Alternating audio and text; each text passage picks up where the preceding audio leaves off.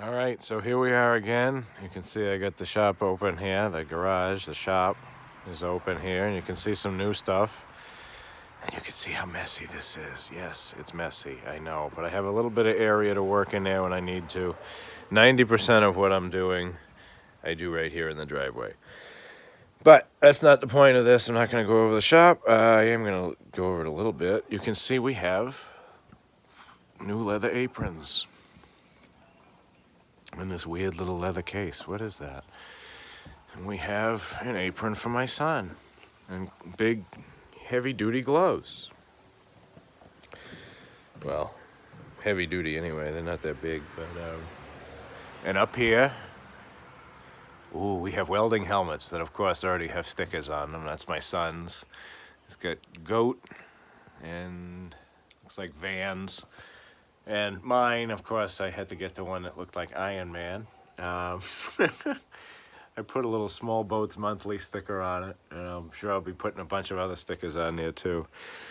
But anyway, the purpose of this video is this. We have something new and all of the equipment to finally use it. I have wanted, and my son more than anything has wanted, to get into metalworking, blacksmithing, welding, that kind of stuff. I see a need for it personally because we have a lot of metal implements. The wheelbarrow is just one of those things that I was thinking of. These little chairs that I sit on, one of them, I don't know where it went. We gotta find it because I gotta weld it. One of these broke off of it, and it's separated, so that's going to be perfect to just put that back on there. Little projects like that, and it's going to give us something new to learn. And I've been watching a lot of videos on YouTube. We just got the aprons and the masks and the gloves, and those are rod pouches. We don't need those right now. There's a rod that you hold with it's a different type of welding than this. This is flux core arc welding. It's also known as gasless TIG. I'm sorry, gasless MIG welding. I had a cat named Tig, so I like to say TIG. He was cool. He had thumbs and everything. He was a good cat. But he was a tiger stripe. He was awesome. I lost him a few years ago before we moved from Warwick to Scituate. But anyway, this is gasless MIG welding, or flux core arc welding. Basically, there's a wire that comes out. It starts in there, comes all the way out this thing, and it comes out the tip. Sorry about that.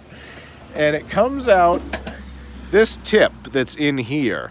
This nozzle that's over it is actually not needed for this type of welding, and we're probably going to take that off. I guess it kind of gets in the way, and it just comes because that's the same gun that comes on a MIG machine, and those do use gas. Eventually, when this is going to be good for what's this? What are we going to use this for? Why did I want this? Welding exhaust. This is good for welding little pinhole leaks in exhaust. And I've got a couple of neighbors who are probably, well, let's just say, I hope they see this video and they know that I can weld their exhausts. No, not yet. I'm going to learn how to do all that, and that's one of the reasons I wanted it. So if one of our vehicles develops an exhaust leak, we can fix it. Also to fix little things like the chairs, things like that. Things like the chairs, things like, ooh, my hair's all screwy. Like I said, things like fixing the chairs, fixing the wheelbarrow, fixing any metal tools that break. It'll be nice to have. Doing any kind of spot welding, body welding, that kind of stuff. Pulling dents, that's another thing. If I got to pull a dent, weld a little thing on there, tack it on there, and pull it out. I've had to fix dents on my truck. I backed into a telephone pole once. We were delivering a shed, and I was whole thing got annoying really quick, and I ended up backing into a telephone pole, and oh, I had to beat on the inside of the truck bed there, the underside of it. I had to beat those dents back out, and that was kind of miserable. It was me and a 4-pound hammer, and actually, this is my truck. No, no. So this is my truck here. This is what I'm talking about. You can see all of this here is not, it's not supposed to be like that. But this was all stove in, like, bad. And this was a while ago. I took a 4-pound single jack, I got under there, and I just beat it out. It was really bent, so what I ended up doing was putting ratchet straps on that telephone pole, cinching it down, and then just slowly inching it forward till the bumper was back out, and I could bang on that again. But the point of all that is I do end up doing body work. I don't want to, but I do. So that's good to have for that purpose too. My son is also he's been being a pain in the ass about it. He wants one of those motors that you put on a bicycle. And I told him, yeah, eventually we can do that. But one, you're going to have to work on it. And two, if there's any kind of work that needs to be done to the frame, we got to be able to do it ourselves. So he was immediately all for let's get the welder. Let's do that. He was bothering my wife about, let's get it. And, yeah, okay, calm down. So we got that, and we're going to be using that to do that kind of stuff. I got a few little things that I got with it. These here, these are pliers that are specifically for this. They got like a bunch of different functions, and all the videos that I was watching say, oh, get a pair of these, get like 6 pairs of these. I'm like, I'll get one. And I got one. And so it has multiple different uses. This is like sharp, so you can use it to scrape the inside of that to get any of the slag and the nastiness off, because it'll spit a lot of little like balls of metal and stuff. It's called slag, and it builds up on welds. I'm not a welder. I'm learning how to do this from YouTube. So if welders are watching this and I'm saying the wrong stuff, I mean, like a lot of people are gonna, like anybody's gonna watch this, but if you know that what I'm saying, if like I have the wrong information, please correct me, because I'm trying to learn myself. But anyway, these are actually called MIG pliers or Welpers, welders pliers. They were Harbor Freight. And supposedly you can use them to do a bunch of different things. Like that'll fit this little tip in here so that you can unscrew it. This will cut the wire that comes out of it. And this is nice and long here like this, so that you can grab the wire and pull it out of the tip, or to clear a jam or something. And supposedly this is like a little hammer or something. Whatever. I kind of wish that wasn't there, so it would fit in a pouch easier. I'm one of those people that if I don't have some sort of a setup, some sort of a tool belt, I will lose everything that is in front of me. I will lose I got a bug on me. Where is he? Oh, he's gone now. It was weird. He was hanging down. If I don't have some sort of a tool belt, some sort of a pouch on me, I will put things down and I will lose them. It's to the point where even when I'm doing mechanic work, I will have one magnetic tray for parts, like fasteners, nuts, bolts, little things that'll fit in there, and I'll have the other one for my tools, my wrenches and my sockets or pliers or whatever I'm using, cutters, whatever. And this one is overflow for the little pieces that would go in this one. But point is, I need to have things in a place, because I can't just put them down, because if I do, I will lose them. I know myself. I know how that goes.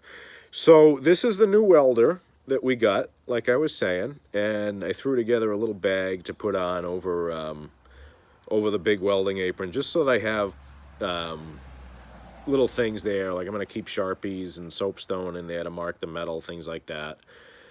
Up here you can see I've got more of these coming, bigger ones. I got a bunch of C-clamps, different clamps for welding. I've got, like I said, bigger ones of these coming. We've actually got a table, like a little metal workbench that collapses that we can set up out here. And it's got these weird I bought these weird kind of clamps that look like half vice grip and half hold down. And they're vice grip hold downs.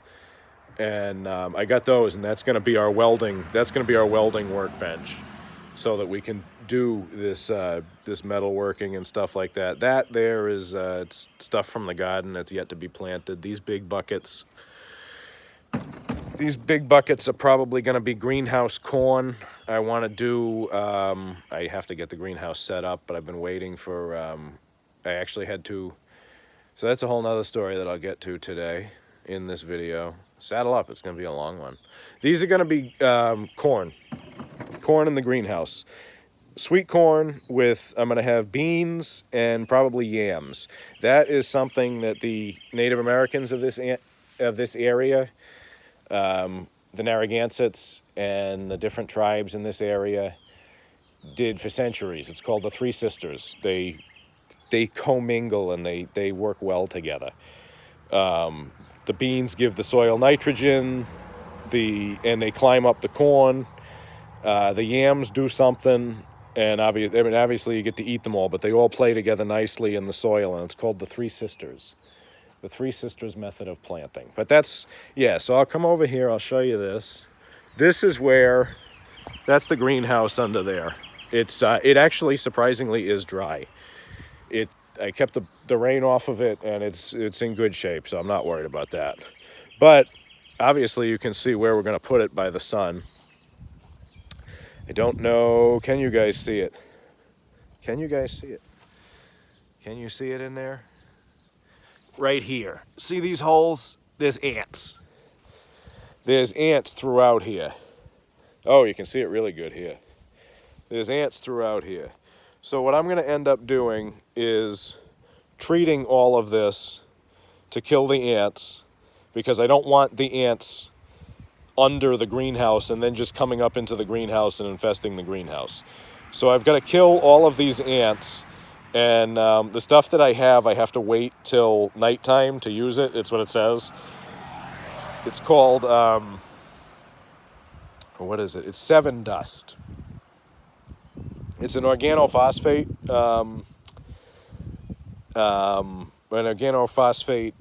pesticide. So basically what it does is the ants, it's essentially a nerve agent that kills the ants. It interrupts their central nervous system because it causes what we used to call on the ambulance when we did training for this. I'm going to go in the shade. It causes what's known as sludge, salivation, lacrimation, urination, something with something sludge, salivation, urination. Point is, you all of your fluids flow. You salivate a lot, you sweat, you have excessive urination, excessive diarrhea, and all the time that this is happening, it's causing seizures. This is what they give atropine for, the 2-PAM, the little kits. We used to carry them on the ambulances. They were in this little box, this little like a Pelican case, you know, that you buy them, you can put stuff in them and they're waterproof. They had this stupid little lock on them that honestly, if you had to, you could get a Leatherman on it and break it right off. We didn't do that. I mean, a couple of times we had to do that with the narcotics because we couldn't find the key, or the key wouldn't work, or whatever the bullshit. But we'd break them, and then you'd have to write a report. It was called a UEF, unexpected event form. They were such a pain in the ass. Anyway, point is, that's the same kind of stuff that nerve agents are made of. The same kind of stuff that remember The Rock? Oh, you'll spasm so hard you'll break your own back. That's that. It's a nerve agent, and that's what is used to kill ants. So it's one of those things that you really want to be careful about. And I'm not pleased with having to use it. I don't want to have to use it, but it's the only way to really kill these colonies like dead. So I can be sure that they're not going to infest my greenhouse, especially because then I'm going to have to dig this up. I'm going to have to dig down about a foot into all of this. So I really don't want to have to deal with ants. And this is the only spot you can see. It gets good sun, and it needs to be this spot because I can't do it anywhere else on the property. So it's going to be right here, and I've got to deal with those ants. So that's the crisis that we have there. The ants. And we can take a look at the rabbits real quick because I know people like rabbits. I like rabbits. Hello, Timothy. He knew he wanted to be on TV. Yes, say hello to the two people watching. Say hello. Even Ruth's over here. She's cleaning her foot. Yeah, she's cute. Yes, that's a good boy. That's a good boy. That's a good boy. Yeah. Okay. So he's a good boy. But yeah, that's today on the Rockland compound. That's about it. Oh, I did get a pair of Amish suspenders that fit much nicer than these and are much more comfortable than these. They're inside. They're going to be one of the other pairs that I wear. I find the suspenders much more comfortable. The joke, when I started building tool sheds and I was still closer with my brother and I don't really talk, but that's a topic for another video, if at all. When I first started building tool sheds, it was right after our father died, and I told him, I said, I had to put suspenders on my tool belt, and he just started laughing. He says, yeah, I can't keep my pants up either. We have no ass. And it's true. I mean, we don't we don't have any backside. So I have found for a long time that pants just don't. They don't even with a belt. They're not comfortable. I originally, and I won't get into the whole way I dress because I know people don't want to hear religious stuff if they've watched 17 minutes so far. One of the things that drew me to this, one of the secular things that drew me to these pants is just how they're so light, they're so comfortable, so they're not riding down over the butt that I don't have. And for years I had two Carhartt belts. I had a black one and a brown one. And I bought the brown one when I married my second wife because she wanted me to wear a belt that matched my shoes, and I agree with that. And it was at a Bob's store, and all the brown ones came with a gold buckle. And I didn't like the gold buckle. I wanted the silver one. So I took the silver one off one of the black ones and put it on the brown one and bought that. And those are the two belts that I've had. But I found when the whole pandemic started, it was always my plan, if we were ever going to go into a situation where food could become scarce, I was going to take the first 2 weeks of the situation and I was going to reduce by about, I ended up reducing it by about, I'll say a little over a quarter the intake of calories that I have each day. And my reasoning for that was, if food becomes scarce, I want to be able to eat less so that my wife and my son can eat more. That was always my plan, and it was always my plan not to tell them that. And I didn't tell them, and my wife would be like, why aren't you eating? Why aren't you? Oh, don't worry about it. No, I'm not hungry. I'm not hungry.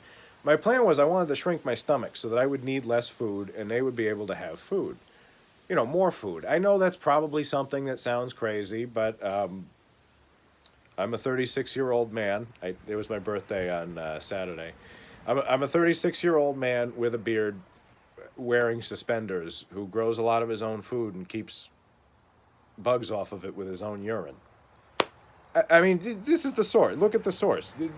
Make the conclusions you want. But anyway, at any rate, I forgot what I was talking about.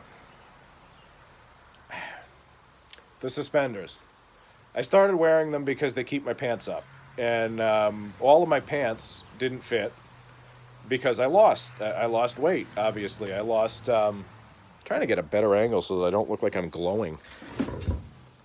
Ooh, here we go. Obviously, I lost. I lost weight doing that. Shrinking my stomach so that I would need less food. And none of my pants fit, which is to be expected. And a belt wasn't holding them up. So I needed to do something.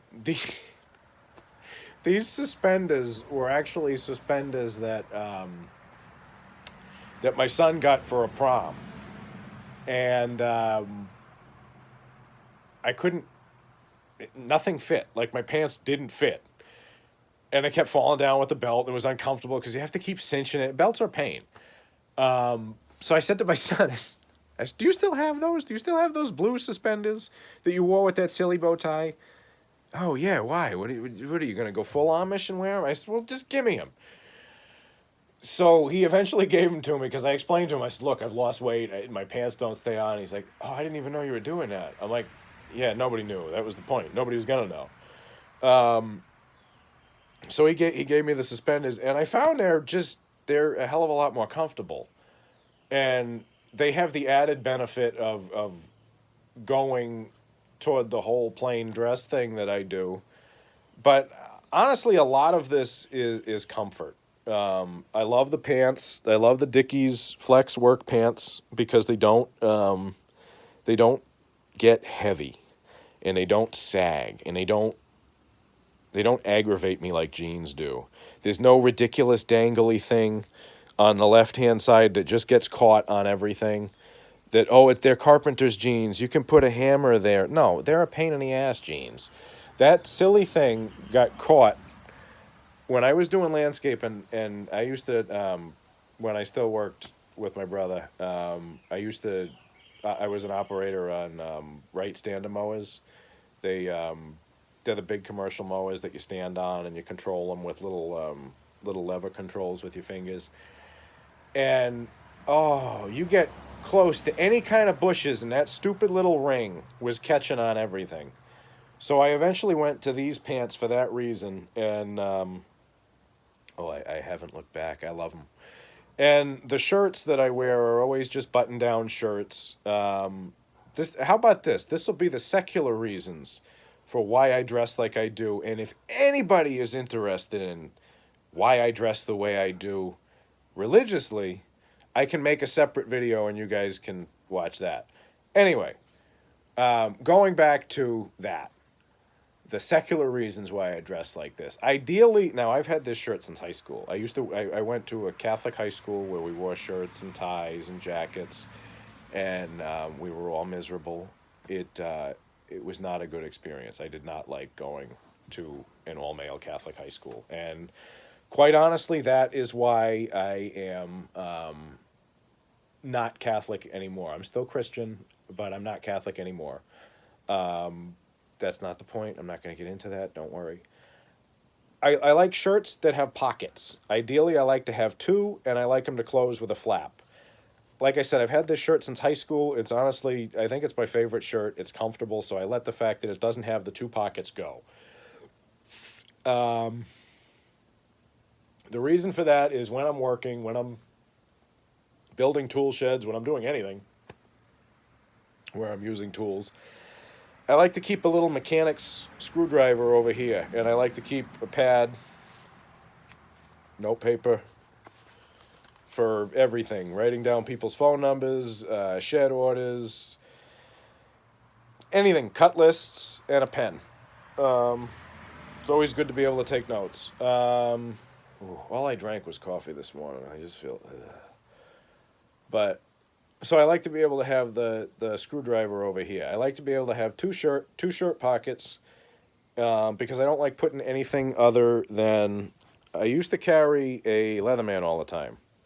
A Leatherman Wave. And it's a good tool, but I found 90% of the time all I need is a knife. So this, ooh, I may have talked about this before. It's a buck knife, buck bantam. It's plastic. The handle's plastic or something, but it's solid. I beat the hell out of it, and I can keep it very, very sharp, and I don't have to worry about. I think it was like $20 a few years back, maybe 11 years ago, and it's held up to all sorts of abuse, and that's what I like now. I just carry this. Of course, I have found that I'll use it as a pry bar when I shouldn't and do things like that. But again, it's $20. If I break it, I break it, and I buy a new one. But I used to find that I like the Leatherman because my father gave it to me.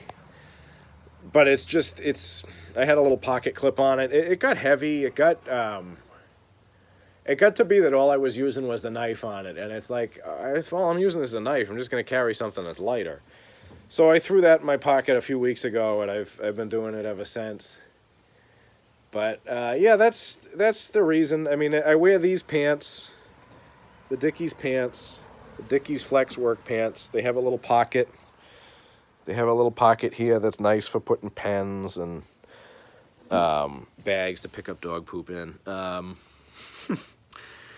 That's why I wear them, and I always wear long pants because you're kneeling, you're getting out, you're doing gardening, you're doing carpentry, you're doing whatever. You're outside, you're interacting with the world, you're going to be kneeling down, you're going to be getting into things. I want to protect myself a little bit more. 90% of the time I'll be wearing long sleeves. I do have a bunch of short sleeve shirts, but they're longer. And the purpose of that is to keep the sun off me. I was told a while ago by, his name was Luis, and he worked at the oyster farm. He would throw dead oysters because we'd pick them. He'd throw them at the seagulls and swear at them in Spanish as it was snowing out. It was funny. But he told me a long time ago, he said, protect yourself from the sun and the wind because both will burn you. And I have found that to be the case. I've had bad sunburns and I've had bad wind burns. So now I dress like this, and there are religious reasons to it, but mostly it's to keep the sun off of me. It's about I'm a very utilitarian person. If there weren't benefits outside of the spiritual for this, I probably would not be doing it. That is because as much as I try to be Christian and religious and all of that, I struggle.